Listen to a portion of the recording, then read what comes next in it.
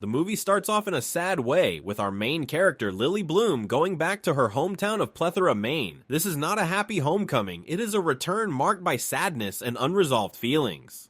Andrew Bloom, Lily's father, died not long ago, and she has come back to attend the funeral. But this isn't a simple story about grieving a loved one, like most stories about family loss. Instead, the audience learns very quickly that Lily did not get along well with her father. When Lily gets to the house where she grew up, her mother, Jenny Bloom, is there to greet her. Jenny is also grieving in her own way. The relationship between Lily and her mom is also not easy. Lily hates her father very much because of how he treated her mother when they were married. Andrew Bloom abused his wife and children. This fact shapes Lily's personality and how she deals with relationships as an adult. Early in the movie, the funeral scene is very important.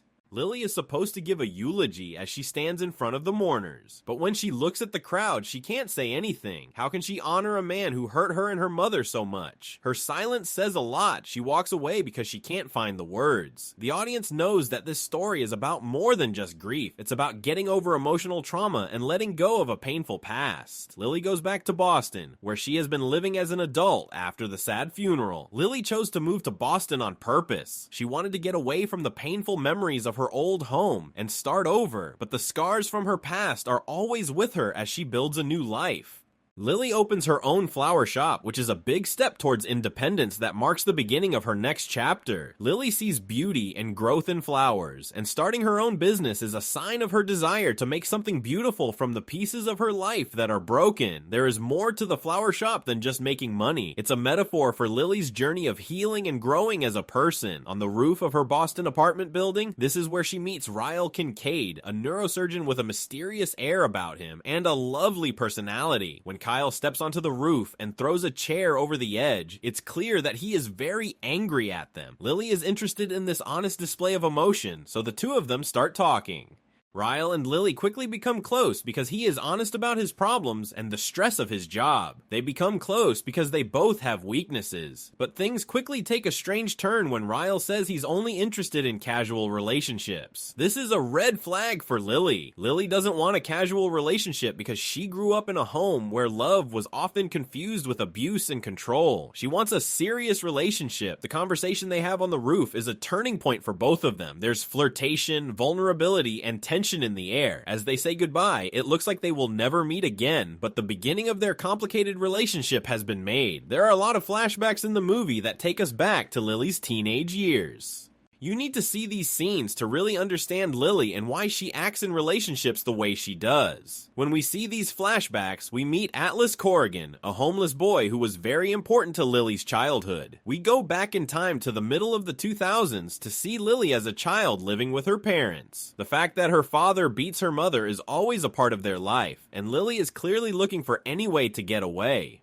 Around this time, she meets Atlas, who is sleeping in a rundown house close to hers. Atlas's first interaction with Lily is kind. She sees him digging through trash for food and decides to help him. He is staying at a house where she leaves food outside. This act of kindness starts their relationship. Atlas and Lily become more close over time, and Lily starts to let him stay at her house when her parents are not there. He is welcome to take a shower and wash his clothes. She even gives him some of her dad's clothes to wear. As they spend more time together, their bond grows stronger. They talk to each other and watch TV together, and eventually they fall in love. But there is a lot of tension in their relationship because Atlas is homeless and at risk, and Lily lives in a house where there is a lot of fear and instability. It's clear that Lily and Atlas loved each other when they were young, but the flashbacks also show that they both have deep emotional scars. There are flashbacks mixed in with the story of now to remind the readers that the past is never really gone. A big part of Lily's emotional landscape is her relationship with Atlas. As we'll see later in the movie, when he comes back into her life, her past and present will crash together in strange ways. Lily is focused on opening her flower shop in the present. This flower shop is more than just a business for her. It's a sign of her determination to make her own way in life. The process of getting the shop ready for its grand opening is shown with a sense of hope, which is a rare moment of humor in a movie that is mostly sad. Lily meets Elisa at this point. Elisa comes into the shop by accident after seeing the help wanted sign in the window. Adding Elisa to the story is like a breath of fresh air. She's happy, funny, and easy to like right away. A friendship forms quickly between Lily and Elisa. It's clear that Lily has found someone she can trust. There is an important reason for Elisa to be in the movie. She is the link that will later make Lily and Ryle more connected. So for now, her job is to be Lily's friend who is there for her and helps her out, which is something she has been missing. Along with Elisa, Lily works to get the flower shop ready for its grand opening. This shows us a hopeful and excited side of Lily.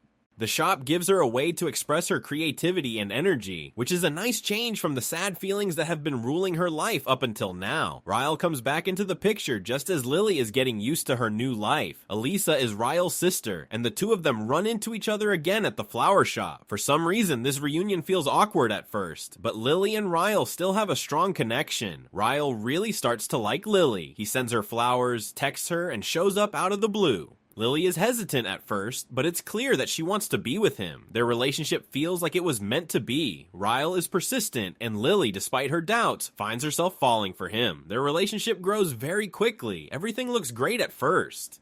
Ryle is kind, successful, and pays attention to Lily. She is blown away. Ryle seems to be the kind of man Lily has always wanted. They go on romantic dates and have deep conversations, but there are signs that things aren't as good as they seem right below the surface. At a time that seems normal in their flat, Lily and Ryle's relationship takes a big turn. When Ryle is making Lily breakfast, he burns himself on a hot pan by accident. The next shocking act of anger is when Riley loses it and hits Lily in the eye by accident. This scene breaks my heart because it makes me think of how Lily grew up with abuse. Ryle says sorry right away, and Lily, who is still shocked, says it was just an accident. But the people in the audience know that this isn't just a one-time thing. It's the start of a dangerous pattern. It breaks my heart to see Lily's inner struggle. She tells herself it was an accident because she doesn't want to believe Ryle could hurt her. But Lily can't get rid of the memory of how her father abused her, and it's clear that she's afraid she might be making the same mistakes her mother did. As things get more complicated between Lily and Ryle, Atlas Corrigan from her past comes back to haunt her. Atlas comes back into Lily's life by chance when she goes to his restaurant. He is now a successful chef and restaurant owner. Lily feels a lot of different emotions when she sees Atlas again. At the same time, she is glad to see her first love doing well, but his presence makes her think of the hurt she felt as a teenager. When Ryle finds out that Lily used to be with Atlas, he becomes envious. As things get worse between the two men, they get into a heated argument at Atlas's restaurant. This fight is an important part of the movie because it makes Lily realize that her relationship with Ryle isn't as perfect as she thought it was. Atlas's return also serves as a reminder to Lily that she deserves better than Ryle's unstable and unpredictable love. Lily is still very confused about how she feels about Ryle, but her interactions with Atlas help her see things more clearly. Athena stands for a kind of love that is gentle, kind, and stable, which is not at all like Ryle. As the movie goes on, Ryle's violent tendencies become clearer. The neurosurgeon, who used to be very nice, starts to show his darker side by getting angry more often. Lily's worst fears come true, shocking everyone in the room. Ryle's anger doesn't go away on its own. Lily's last straw is when she finds out she's pregnant with Ryle's child. She has to make the hardest choice of her life because of this revelation.